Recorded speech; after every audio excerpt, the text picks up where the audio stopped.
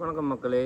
இன்றைய காணொளியில் நாங்கள் என்னத்தை பார்க்க போகின்றோம் என்றால், நடந்து முடிந்த மே 18 நிகழ்வுகள் பற்றிய தொகுப்பாக இந்த காணொளி இருக்க போகிறது. எங்கு எப்படி எமது மக்கள் மே மாதம் 18 2009 இனப்படுகொலை செய்யப்பட்ட எமது மக்களுக்கு நீதி வேண்டி எப்படியான நிகழ்வுகளை நடத்தினார்கள். குறிப்பாக நாங்கள் இப்பொழுது ஈழத்திலிருந்தே ஆரம்பிப்போம். நமது ஈழதேசத்தில் பெருவாரியாக அனைத்து இடங்களிலும் மக்கள் தன்னெழுச்சியாக அந்த மக்களை நினைவுகூரும் விதமாக நிகழ்வுகளை நடத்தினார்கள். முள்ளிவாய்க்கால் கஞ்சியை காய்ச்சி கொடுத்தார்கள். அதே போல் முள்ளிவாய்க்காலிலும் மக்கள் பெருமகிழ்ச்சியாக அங்கு இறந்த மக்களை நினைத்து, பெரும்பாலும் அவர் அங்கு சென்றவர்களின் உறவினர்களே பெரும்பாலும் அங்கு இறந்திருப்பார்கள். அவர்கள் தங்களது உறவினர்களுக்கு அழுது புலம்பி அந்த நாளில் தமது கவலைகளை வெளிப்படுத்தி அஞ்சலிகளை செலுத்தினார்கள். அதுபோல புலம்பெயர் தேசத்தில் வாழும் ஈழ மக்கள் தாங்கள் வாழும் அந்தந்த நாடுகளில் பெருவாரியாக முன்னெப்போதும் இல்லாத வகையில் பெருமகிழ்ச்சியாக திரண்டு இந்த மே 18 நிகழ்வுகளை நடத்தினார்கள். அதே போல் கண்டன ஆர்ப்பாட்டங்களை நடத்தி எங்களுக்கு இழைக்கப்பட்ட அநீதிகளுக்கு 17 ஆண்டுகளாகியும் இன்னமும் ஒரு முடிவும் பெறவில்லை. உலக நாடுகள் இன்னும் மௌனியாக இருக்கின்றனர். போர்க்குற்றங்கள் இன்னும் விசாரிக்கப்படவில்லை. காணாமலாக்கப்பட்ட மக்கள் பற்றிய விசாரணைகளும் இன்னும் ஆரம்பிக்கப்படவில்லை என்ற கோஷங்களை எழுப்பி உலக நாடுகளுக்கும் உலக நாட்டு தலைவர்களுக்கும் இந்த நாளில் அவர்கள் கோரிக்கைகளை முன்வைத்தனர். அது அனைத்து நாடுகளிலும், நாம் வாழும் பிரித்தானியாவிலும் மற்றும் பல நாடுகள், எல்லா நாடுகளிலும் மக்கள் இதனை செய்திருந்தனர்.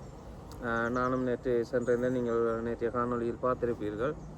அங்கு பெருவாரியாக மக்கள் கலந்து கொண்டு தமது அஞ்சலிகளை செலுத்திவிட்டு பின்னர் கண்டன ஆர்ப்பாட்டமாக பிரித்தானியா பாராளுமன்றத்தில் இருந்து நடைபயணமாக பிரித்தானிய பிரதமர் இல்லம் வரைக்கும் சென்று தமது கண்டன கோஷங்களை எழுப்பி தமது கோரிக்கைகளை முன்வைத்தனர். அதே போல அங்கால் பிரித்தானியா பிரதமர் வீட்டுக்கும் அங்கால் ட்ரஃபல்கர் ஸ்கொயர் என்று சொல்லப்படும் சதுக்கத்தில்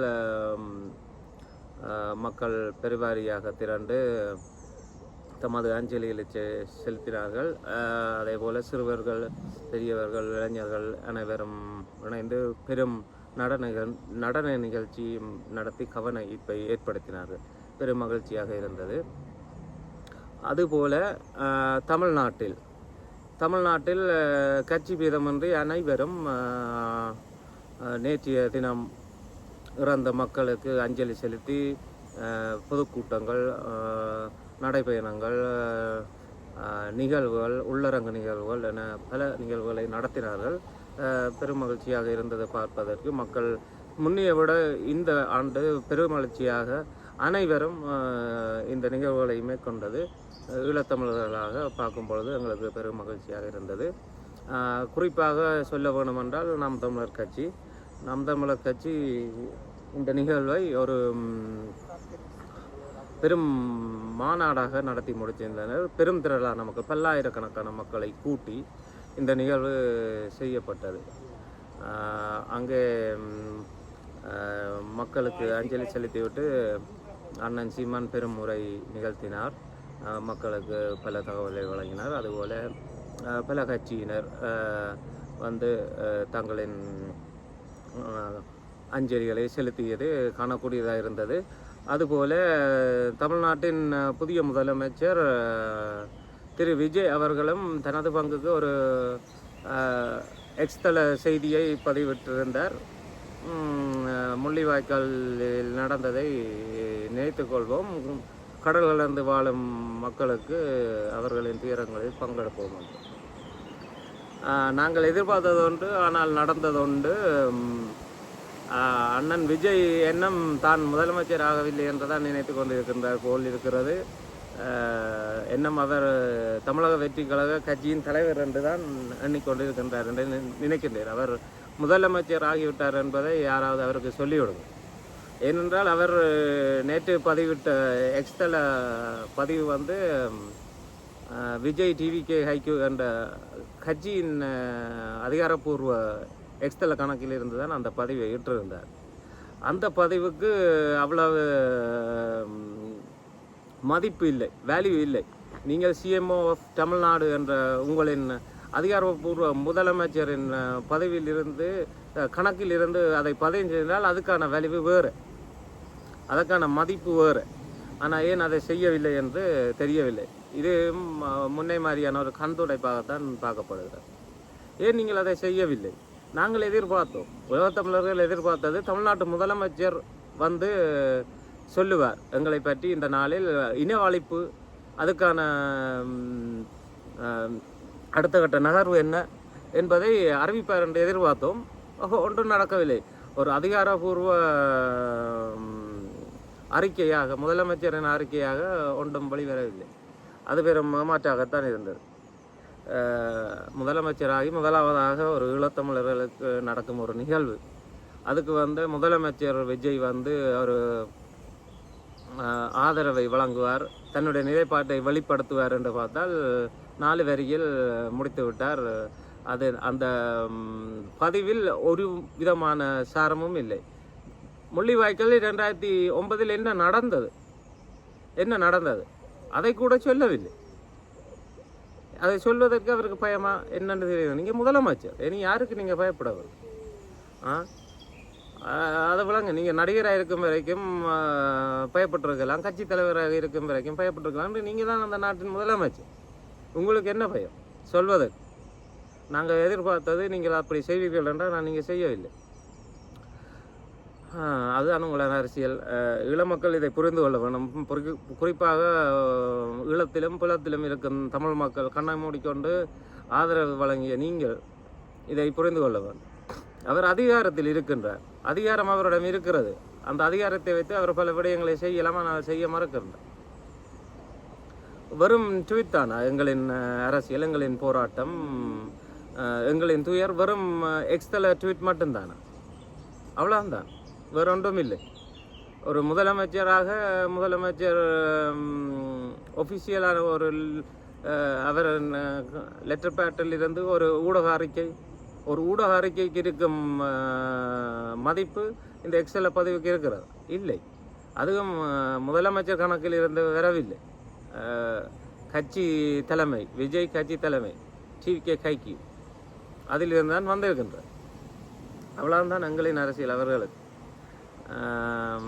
அடுத்து நாம் தமிழர் கட்சி பெரும் எழுச்சியாக நடத்தி முடித்தார்கள். அண்ணன் சீமான் சொன்னது போல் இந்த தேர்தல் தோல்வி வெற்றிகள் எங்கள் போராட்டங்களை தீர்மானிப்பதில்லை, எங்களின் கொள்கை தான் எங்கள் போராட்டங்களை தீர்மானிக்கிறது. அந்த கொள்கையின் பிரகாரம் நாம் தமிழர் கட்சியினர் மீண்டும் எழுச்சி கொண்டு பாய்வார்கள் என்று உறுதி எடுத்துள்ளார். அதைத்தான் நாங்களும் எதிர்பார்த்தோம். இந்த தேர்தல் வெற்றி தோல்வி எல்லாம் ஒரு பக்கம்தான். எங்களின் இலக்கு வேறு இருக்கின்றது, தமிழ் தேசியத்தின் இலக்கு வேறு என்பதை அவர் தெளிவாக கூறியுள்ளார். இளைஞர்களும் பெருவாரியாக ஆர்ப்பரித்து நேற்றைய நிகழ்வுகளை நடத்தியிருந்தனர். நன்றி, அனைவருக்கும் நன்றி. அதுபோல் சில நிகழ்வுகள் ஈழத்தில் குழப்பகரமான நிகழ்வுகளும் நடந்தது. அதையும் இங்கு பார்த்து விடுவோம். கிளிநொச்சியில் சொந்த மக்களுக்கு இழைக்கப்பட்ட துன்பங்களை நினைவு கூர்ந்து கிளிநொச்சி மக்கள் முள்ளிவாய்க்கால் கஞ்சி தெருவில் வைத்து வழங்கும் பொழுது அங்கு வந்த ஸ்ரீலங்கா காவல்துறையினர் பெரும் இடையூறை விளைவித்தனர். நீங்கள் பொது வழியில் வைத்து இது செய்யக்கூடாது, மக்களுக்கு இடையூறாக இருக்கின்றது. அவர்கள் எந்த விளக்கத்தில் இதை சொன்னார்கள் என்று புரியவில்லை. இது பொது நிகழ்வு தான், பொதுமக்களுக்காக செய்யப்படும் ஒரு நிகழ்வு.